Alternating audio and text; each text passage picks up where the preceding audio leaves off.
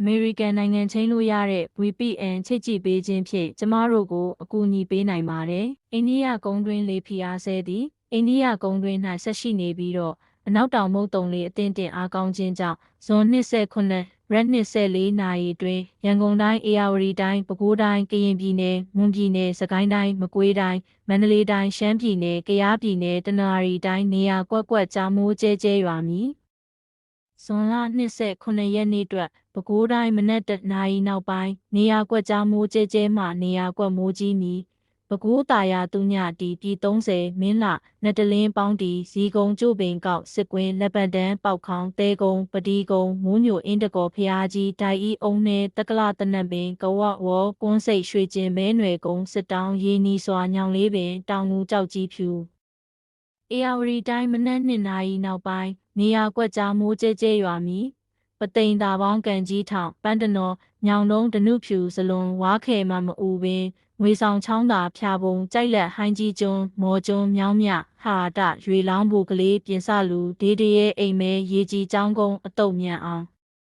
ရန်ကုန်တိုင်းမနက်တနာရီနောက်ပိုင်းနေရာကွက်မိုးကျဲကျဲမှနေရာကွက်မိုးကြီးမီ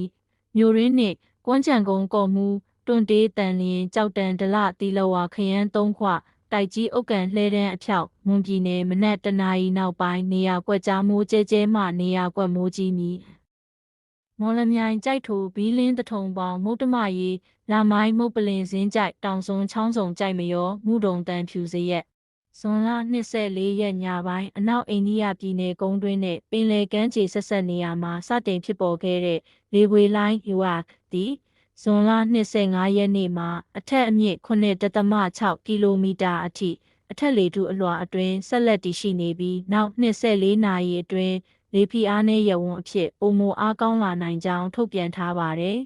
။အားကောင်းနေစေအနောက်တောင်မုတ်တုံလေနဲ့လေဖိအားနည်းရပ်ဝန်းဖြစ်လာနိုင်တဲ့အရှိန်သက်ရောက်မှုတွေကမွန်ပြည်နယ်ကရင်ပြည်နယ်ပဲခူးတိုင်းရန်ကုန်တိုင်းအေရဝတီတိုင်းရခိုင်ပြည်နယ်မြောက်ပိုင်းချင်းပြည်နယ်နဲ့ကချင်ပြည်နယ်တွေမှာမိုးအသင့်အတင့်မှမိုးများနိုင်ပြီးကြံပြည်နယ်တိုင်းတွေမှာနေရာစိတ်စိတ်မိုးအနှဲငယ်ရွာနိုင်ပါမယ်။ဇွန်လ25ရက်နနက်8နာရီမှာဘင်္ဂလားပင်လယ်မြောက်ပိုင်းမှာလေပွေလိုင်းမှလေဖိအားနည်းရပ်ဝန်းတစ်ခုဖြစ်လာနိုင်ပြီးတောင်တရုတ်ပင်လယ်မှာ Invest 96ကိုကအပူပိုင်းမုန်တိုင်းဖြစ်နိုင်ခြေ medium သို့တိုးမြင့်သတ်မှတ်ကြောင်းချက်ထားခန့်မှန်းချက်မှာတွေ့ရပါတယ်။အခုလိုထူးခြားမိုးလေဝသအခြေအနေများမိုးလေကာလတစ်ခုလုံးမှာဆက်လက်ဖြစ်ပေါ်နေတော်လဲ2024ခုနှစ်အယ်နီညိုအစွန်းရောက်ရာသီဥတုဖြစ်ပေါ်ခဲ့သောနှစ်ကဲ့သို့မြစ်ရေကြီးနိုင်မည့်အခြေအနေတွေသည်အေရဝတီမြစ်ရိုးတစ်လျှောက်မှာမရှိနိုင်ကြောင်း2025ခုနှစ်အိန္ဒိယသမုဒ္ဒရာမြောက်ပိုင်းဒေသများအတွင်းအစွန်းရောက်ရာသီဥတုဖြစ်ပေါ်ခြင်းမရှိတဲ့ neutral နှစ်အတွင်းချင်းတွင်းမြစ်အထက်ပိုင်းနဲ့စစ်တောင်းမြစ်တန်လွင်မြစ်များဘက်မှာတော့ဇူလိုင်လအလယ်လောက်မှာဖြစ်နိုင်ခြေရှိနေသေးကြောင်းသုံးသပ်ခန့်မှန်းနိုင်ပါတယ်။ဘင်္ဂလားပင်လယ်အော်မြောက်ပိုင်းမှာအခုဖြစ်ပေါ်လာနိုင်တဲ့အထက်လေပွေလိုင်းလေဖိအားနည်းရပ်ဝန်းပြီးရင်လည်းမိုးလေကာလတစ်လျှောက်လုံးမှာအထက်လေပွေလိုင်းတွေလေဖိအားနည်းရပ်ဝန်းတွေဖြစ်လာနိုင်ခြေကရှိနေပါသေးတယ်။ဇွန်လ25ရက်နေ့မှ29ရက်နေ့နက်အထိရခိုင်ပြည်နယ်စကိုင်းတိုင်းအထက်ပိုင်းကချင်ပြည်နယ်နဲ့ရှမ်းပြည်နယ်မြောက်ပိုင်းဒေသတွေမှာမိုးများနိုင်ပြီး